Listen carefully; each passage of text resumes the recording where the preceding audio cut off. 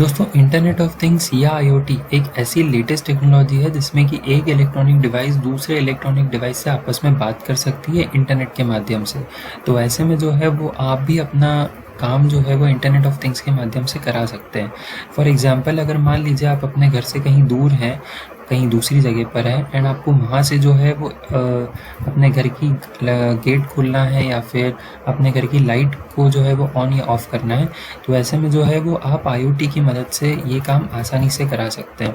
इसके बहुत सारे और भी एग्जांपल्स या बहुत सारे और भी प्रोजेक्ट्स जो है वो पॉसिबल हैं एंड आप लोग भी जो है वो इससे बहुत सारे प्रोजेक्ट्स बना सकते हैं। तो मार्केट में कुछ और भी आईओटी बेस्ड प्रोडक्ट्स अवेलेबल है, जैसे कि गूगल होम, अमेजॉन इको, इस तरीके से बहुत सारे प्रोडक्ट्स भी अवेलेबल है। तो अगर मान लीजिए आप लोगों को कोई प्रोजेक्ट बनाना है इस टेक्नोलॉजी के माध्यम से, तो मार्केट में एक डेवलपमेंट बोर्ड अवेलेबल है जिसका नाम है नोड एमसीयू। जी हाँ दोस्तों, तो मैं आपको आज इस वीडियो में नोड एमसीयू के बारे में कुछ इन्फॉर्मेशन बताऊँगा, जिससे कि आपको इस बोर्ड के बारे में समझ में आएगा एंड आप लोग भी जो है वो इस बोर्ड को यूज़ कर पाएंगे। तो नमस्कार दोस्तों, मेरा नाम है सैयम। स्वागत है आप सभी का इलेक्ट्रोटेकी के इस यूट्यूब चैनल पे। और आज मैं आपको बताऊंगा नोड एमसीयू के बारे में। तो सबसे पहला क्वेश्चन आपको यही होगा कि हमें नोड एमसीयू की ज़रूरत क्यों है। मींस जब दुनिया में ऑलरेडी आर्डिनो, रास्पबेरी पाई बोर्ड अवेलेबल है, इवन आपके पास भी कोई बोर्ड इनमें से ज़रूर होगा, या तो फिर वो आर्डिनो होगा या तो फिर वो रास्पबेरी पाई होगा, तो आप क्यों ना उनसे ही इंटरनेट ऑफ थिंग्स के बेस पे प्रोजेक्ट्स जो है वो बना सकें। तो ऐसे में जो है आपके इस क्वेश्चन का मैं आपको आंसर करता हूँ। तो आपके पास हो सकता है आर्डिनो का कोई पुराना बोर्ड होगा, जैसे कि आर्डिनो यूनो, आर्डिनो मेगा या आर्डिनो नैनो। इसी तरीके से अगर आपके पास या तो रास्पबेरी पाई का 3B+ वो बोर्ड या फिर कोई भी रास्पबेरी पाई 0, कोई भी रास्पबेरी पाई का बोर्ड होगा, तो ऐसे में जो है वो आप इनसे आईओटी या internet of things based project जो है वो कैसे बना सकते हैं। तो सबसे पहले बात करते हैं आर्डिनो की। तो अगर मैं लेटेस्ट बोर्ड की बात नहीं करता हूँ अभी फ़िलहाल, अगर मैं पुराने बोर्ड्स की बात करता हूँ आर्डिनो के केस में, तो उन सारे बोर्ड्स में जो है वो इंटरनेट की कैपेबिलिटी नहीं है। मींस आप उन बोर्ड को जो है वो, मान लीजिए अगर आपका आर्डिनो यूनो है, तो आप उस आर्डिनो यूनो बोर्ड को इंटरनेट से कनेक्ट नहीं कर सकते, उसमें कोई ऐसा इनबिल्ट फीचर नहीं है। तो ऐसे में अगर आपको आईओटी के प्रोजेक्ट्स बनाने हैं आर्डिनो की मदद से, फिर भी तो आपको या तो एक शील्ड कनेक्ट करनी पड़ेगी, जो कि आप आर्डिनो यूनो बोर्ड के ऊपर जो है वो इस तरीके से लगाएंगे एंड वो शील्ड जो है वो आपको इंटरनेट से कनेक्ट करने में आपकी मदद करेगी। या फिर आप कोई आईओटी बोर्ड, आईओटी मॉड्यूल जो है वो ख़रीद कर अलग से एंड उसको आर्डिनो के साथ जोड़ कर एंड देन आप जो है वो इंटरनेट ऑफ थिंग्स के प्रोजेक्ट्स बना सकते हैं। बट दोनों ही केस में आपको ये चीज़ समझ में आ गई होगी कि आपको जो है वो आर्डिनो यूनो के साथ एक एडिशनल मॉड्यूल खरीदना पड़ेगा एंड जिससे कि आपके प्रोजेक्ट की कॉस्ट जो है वो बढ़ जाएगी। सिमिलरली रास्पबेरी पाई की बात करता हूँ, तो ऑल्दो रास्पबेरी पाई में वाईफाई फीचर ऑलरेडी अवेलेबल है, जो कि आपको रास्पबेरी पाई में मिलता है। आप आसानी से वाईफाई से कनेक्ट कर सकते हैं अपने इस रास्पबेरी पाई बोर्ड को।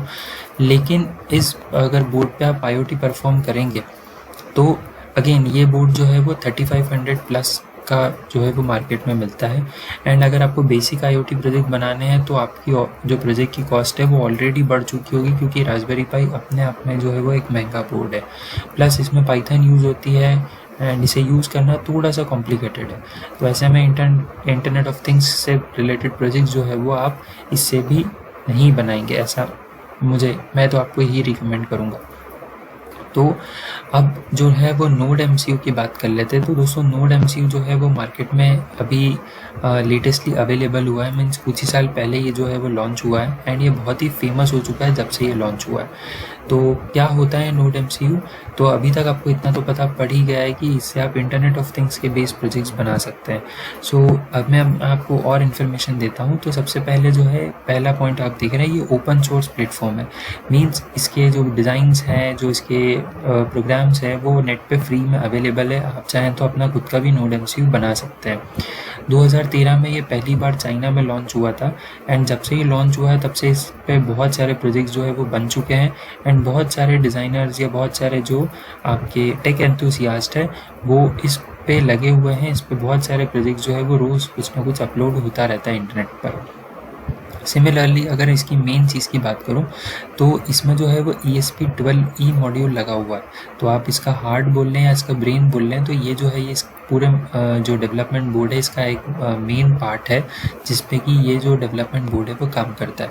तो ये है ESP826612E मॉड्यूल, जो कि बहुत ही पावरफुल मॉड्यूल है। आगे बढ़ते हैं। तो जब से ये लॉन्च हुआ है इसके अभी फ़िलहाल ऑफिशियली 2 वर्जन्स लॉन्च हो चुके हैं। पहला वर्जन है वर्जन 0.9, तो ये सबसे पहले लॉन्च हुआ था। कुछ बोर्ड जो है वो ब्लू कलर के दिखेंगे आपको, कुछ बोर्ड्स अगर आपने देखे होंगे येलो कलर के आपको दिखेंगे। तो ऐसे में जो ये बोर्ड्स है ये लॉन्च हुए थे एंड इसमें ESP12 मॉड्यूल लगा हुआ था। कुछ पिन्स ओपन नहीं थी, कुछ कैपेबिलिटीज़ इसकी कम थी, लेकिन फिर सारी चीज़ों को देखने के बाद वर्जन 1.0 लॉन्च किया गया, जो कि इस 0.9 वर्जन के कंपैरिजन में थोड़ा बड़ा था। इसमें ज़्यादा पावरफुल थी, ज़्यादा कैपेसिटी थी इस बोर्ड में, क्योंकि इसमें 12E एक्सटेंडेड वर्जन जो है वो ESP8266 चिप्स का लगाया हुआ था। देन उसके बाद जो है ये ब्लैक कलर में अवेलेबल था। इसमें सारी पिन्स जो थी वो आपको ओपन मिलती थी, इस मॉड्यूल की एक्सेसिबल थी एंड यहाँ से जो है वो आप बहुत सारे प्रोजेक्ट्स आसानी से बना सकते थे। तो मार्केट में आपको बहुत सारे तरीके के, चूँकि ये ओपन सोर्स है तो इसलिए बहुत सारे तरीके के नोड MCU बोर्ड्स अवेलेबल है। मीन्स कहीं पर आपको दिखेगा नोड MCU पर अमीका लिखा हुआ, कहीं पर आपको दिखेगा इस तरीके से लॉलिन लिखा हुआ, कहीं पर डूइट हो सकता है, कहीं पर कोई और भी मैन्युफैक्चरर का नाम हो सकता है। तो ऐसे में आपके लिए ये क्वेश्चन होगा कि मैं कौन सा बोर्ड खरीदूं, मीन्स ये अलग अलग मैन्युफैक्चरर के, तो कौन सा मैन्युफैक्चरर जो है वो अच्छा है। दोस्तों मैं आपको रिकमेंड करूंगा सबसे पहली चॉइस आपकी होनी चाहिए अमीका बोर्ड्स की, क्योंकि ये ओरिजिनल बोर्ड्स माने जाते हैं। एंड सेकेंड, अगर ये अमीका बोर्ड अवेलेबल नहीं है तो ऐसे में आप लॉलिन बोर्ड्स को जो है वो चुन सकते हैं। तो हालांकि कोई भी जो इसके अलावा भी अगर कोई भी नोड MCU बोर्ड है तो वो ख़राब नहीं है, बट लेकिन मैं आपको जो है वो पर्सनली रिकमेंड करूँगा या तो अमीका या तो लॉलिन का, बिकॉज इनकी बिल्ड क्वालिटी जो है वो अच्छी होती है। आपको प्रोजेक्ट बनाने में कभी कोई दिक्कत नहीं आएगी इन फ्यूचर। फिर बात कर लेते हैं एडवांटेजेस की। तो ये बोर्ड जो है वो लो एनर्जी कंज्यूम करता है, मीन्स काफ़ी कम एनर्जी में ये काम कर लेता है। इसका ऑपरेटिंग वोल्टेज भी जो है वो 3.3 वोल्ट पे जो है वो ये आपको बोर्ड क्या फैसिलिटी प्रोवाइड करता है। तो ऐसे में जो है वो काफ़ी लो एनर्जी कंज्यूम करता है। उसके बाद integrated support for wifi network आपको एक फैसिलिटीज़ का एक एडवांटेज है। मीन्स ये सिर्फ जो है वो आपके इंटरनेट कनेक्शन से या आपके इंटरनेट जो ऐसे है कि वाईफाई नेटवर्क से कनेक्ट हो सकता है, बल्कि तक ये खुद का भी एक ऐसा नेटवर्क क्रिएट कर सकता है जिससे कि दूसरे डिवाइस जो है, फिर चाहे आपका फ़ोन हो या आपका कोई भी इलेक्ट्रॉनिक अप्लायंसेस हो, वो इसमें नोड MCU से भी कनेक्ट हो सकता है। तो ये 2 तरीके से काम कर सकता है।